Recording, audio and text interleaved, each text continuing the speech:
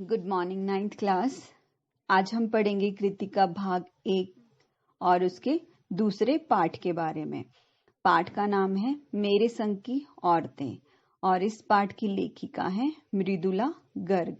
तो बच्चों, पाठ को जानने से पहले हम जानेंगे कि लेखिका ने इस पाठ में किन किन व्यक्तियों के बारे में बात की है। सबसे पहले लेखिका ने अपनी नानी के बारे में बात की है, फिर उन्होंने प्यारे लाल जी के बारे में बात की है, फिर पिताजी के बारे में बात की है, फिर माँ के बारे में बात की, माँ के स्वभाव की विशेषताएं बताई हैं, फिर उन्होंने परदादी के बारे में बात की है। इसके अलावा वो खुद 5 बहनें थी और एक भाई था, उनके बारे में भी उन्होंने बताया है। तो बच्चों, आइए जाने पाठ के बारे में। मेरे संग की औरतें जो है वो मृदुला गर्ग द्वारा लिखा गया एक संस्मरण है। संस्मरण होता है किसी के जीवन का या याद करके लिखी गई कुछ कहानियां या कुछ जीवन की जो यादें हैं जिनको हमने लिखा हो, वो संस्मरण होता है। तो लेखिका कहती है कि लेखिका की एक नानी थी जिसे उसने देखा ही नहीं था, क्योंकि लेखिका की नानी जो है वो उसकी माँ के विवाह से पहले ही मर चुकी थी। लेखिका की जो नानी थी वो परंपरागत अनपढ़ और पर्दे में रहने वाली स्त्री थी। नानी की शादी के तुरंत बाद जो नाना थे वो बैरिस्ट्री करने, वकालत करने जो है वो बिलायत चले गए। और जब नाना वापस आए तो उन्होंने बिलायती ढंग से ही रहना पसंद किया, जबकि नानी ने क्या किया, जैसे उसका पति रहता था, कभी भी उनको रोका टोका नहीं और नानी जो है वो अपने ही खुशी से अपने ही तरह अपना जीवन व्यतीत करती थी। जब नानी को लगा कि उनकी बेटी जो है वो 15 वर्ष की हो गई है और नानी के मरने का समय निकट आ गया, तो नानी ने अपनी पति से कहा कि मुझे उनके मित्र जो एक स्वतंत्रता सेनानी है, प्यारे लाल शर्मा, उनसे मिलना है। प्यारे लाल शर्मा जो है एक स्वतंत्रता सेनानी है, तो नानी उनसे मिलना चाहती थी।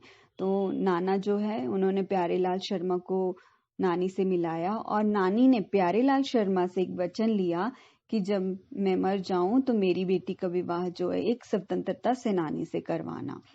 तो नानी की मृत्यु के बाद लेखिका की जो माँ का विवाह हुआ वो एक पढ़े लिखे युवक से हुआ और उस युवक को ICS की परीक्षा देनी थी, परंतु उस परीक्षा में उसको बैठने नहीं दिया गया क्योंकि वह स्वतंत्रता आंदोलन में भाग लेता था।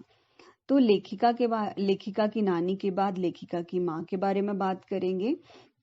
लेखिका की माँ जो थी वो बहुत ही कोमल स्वभाव की थी।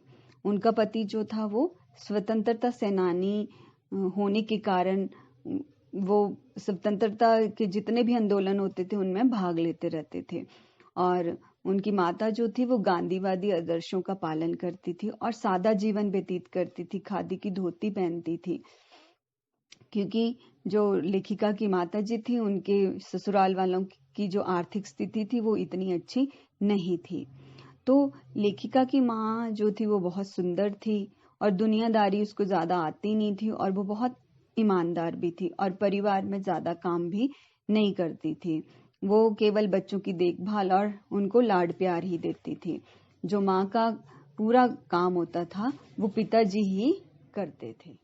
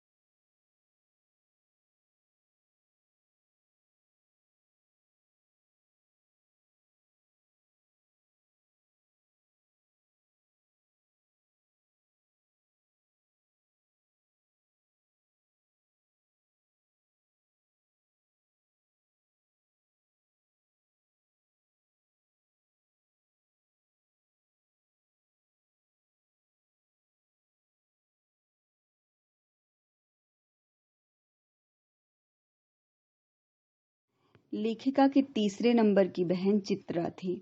वे कॉलेज में पढ़ाती थी। वे स्वयं पढ़ने के स्थान पर दूसरों को पढ़ाने में अधिक रुचि रखती थी। इस कारण उसे परीक्षा में कम अंक मिलते थे।